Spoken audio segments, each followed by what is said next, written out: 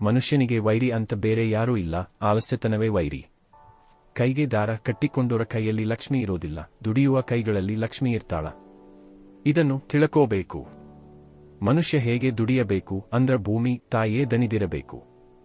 ಅಂಗಡಿಯಲ್ಲಿ ಹೇಗೆ ದುಡಿಯಬೇಕು ಅಂದ್ರ ಅಂಗಡಿಯೇ ನಿಮಗೆ ನೀನು ಬಹಳ ದುಡಿದ್ದೀಯ ಹೋಗು ಮನಿಗೆ ಅಂತಿರಬೇಕು. ಹಾಗೆ ದುಡಿಯಬೇಕು. ಹುಡುಗರು ಹೇಗೆ ಓದಬೇಕು ಅಂದ್ರ ಪುಸ್ತಕವೇ ಸಾಕೋ ಮುಚ್ಚಿಡು ನಾನೇ ದನಿದಿದ್ದೇನೆ ಅಂತ ಹೇಳಬೇಕು. ಅದಕ್ಕೆ ದುಡಿಯುವುದನ್ನು ಕಲಿಸಬೇಕು ಮಕ್ಕಳಿಗೆ. ಮನುಷ್ಯನಿಗೆ ಈ ಜಗತ್ತಿನಲ್ಲಿ ಇರುವುದು ಎರಡೇ ಆಯ್ಕೆ. ಒಂದು ಕೊಟ್ಟು ಹೋಗಬೇಕು, ಇಲ್ಲ ಬಿಟ್ಟು ಹೋಗಬೇಕು ಅಷ್ಟೇ.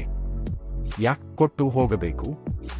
ಯಾಕಂದ್ರ ನಮ್ಮ ಬದುಕಿಗೆ ಬೇಕು ಅಂತ ನಾವು ಭೂಮಿ ಮ್ಯಾಲೆ ಬರುವುದಕ್ಕೆ ಮೊದಲೇ ನಮ್ಮ ತಾಯಿಯ ಎದೆಯಲ್ಲಿ ಹಾಲು ಇಟ್ಟಾನ ದೇವರು. ಆನೆ ಕುದುರೆ ಭಂಡಾರವಿರ್ದಡೇನೋ, ತಾನುಂಬುದು ಪಡಿಯಕ್ಕಿ ಒಂದಾವಿನ ಹಾಲು ಮಲಗುವುದರ್ಧ ಮಂಚ. ಈ ಹುರುಳಿಲ್ಲದ ಸಿರಿಯ ನೆಚ್ಚಿ ಕೆಡಬೇಡ ಮನುಜ.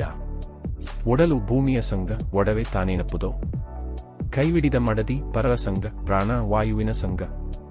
ಸಾವಿಂಗೆ ಸಂಗಡವಾರು ಇಲ್ಲ ಕಾಣ ನಿಕ್ಕಳಂಕ ಮಲ್ಲಿಕಾರ್ಜುನ ಎನ್ನುತ್ತಾನೆ ಮೋಳಗಿ ಮಾರಯ್ಯ. ನಿಮ್ಮ ಬಳಿ 10 ಕಾರು ಇರಬಹುದು, ಆದರೆ ನೀವು ಒಮ್ಮೆಗೆ ಹತ್ತೋದು ಒಂದೇ ಕಾರು. ನಮ್ಮ ಮನೆಯಲ್ಲಿ 10 ಬೆಡ್ರೂಮ್ ಅದಾದ್ರಿ ಅಂದ್ರೂ ನೀವು ಮಲಗಿಕೊಳ್ಳೋದು ಒಂದೇ ಬೆಡ್ರೂಮಲ್ಲಿ.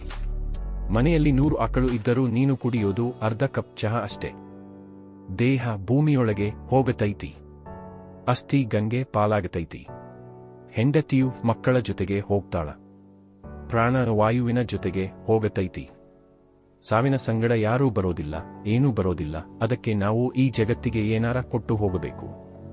ಮದರ್ ತೆರೆಸಾ ಅವರಿಗೆ ನೊಬೆಲ್ ಪ್ರಶಸ್ತಿ ಬಂದಾಗ ಅವರು ಒಂದು ಘಟನೆ ಹೇಳಿದರು. ತೆರೆಸಾ ಅವರಿಗೆ ಕೋಲ್ಕತ್ತಾದಲ್ಲಿ ಒಂದು ದಿನ ಒಬ್ಬ ಮಹಿಳೆ ಅನ್ನ ಕೇಳಿದಳು. ಆಕೆ ಕೊಳಚೆ ಪ್ರದೇಶದಲ್ಲಿ ವಾಸಿಸುತ್ತಿದ್ದಳು. ತೆರೆಸಾ ಅವಳಿಗೆ ಒಂದು ಬಟ್ಟಲಿನಲ್ಲಿ ಅನ್ನ ನೀಡಿದರು.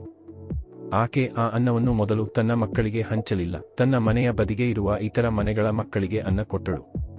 ಅದಕ್ಕೆ ತೆರೆಸಾ, ನಾನು ಆಕೆಗೆ ಕೊಟ್ಟ ಅನ್ನದ ಪಾತ್ರೆ ಸಣ್ಣದಿತ್ತು, ಆದರೆ ನಾನು ಕೊಟ್ಟ ಅನ್ನವನ್ನು ಹಂಚಿ ತಿನ್ನಬೇಕು ಎನ್ನುವ ಆಕೆಯ ಹೃದಯದ ಪಾತ್ರೆ ದೊಡ್ಡದಿತ್ತು ಎಂದು ಹೇಳುತ್ತಾರೆ. ನಮ್ಮ ಪಾತ್ರೆ ಬಹಳ ಸಣ್ಣದಾಗಿದೆ. ನಮಗೆ ಕೊಟ್ಟೆ ಗೊತ್ತಿಲ್ಲ, ಕೊಟ್ಟು ಸಂತೋಷ ಪಡಬೇಕು. ಜೀವನದಲ್ಲಿ ಬಹಳ ಮುಖ್ಯವಾದ್ದು ಏನಂದ್ರ ಮನುಷ್ಯ ದುಡಿತಾ ಇರಬೇಕು ಮತ್ತು ದುಡಿದಿದ್ದರಲ್ಲಿ ಸ್ವಲ್ಪ ಪಾಲನ್ನು ಹಂಚುತ್ತಾ ಇರಬೇಕು. ಕಾಯಕ ಮತ್ತು ದಾಸೋಹ ಎರಡೂ ಇರಬೇಕು. ಅದು ಇದ್ದರೆ ಅದೇ ಕಲ್ಯಾಣ.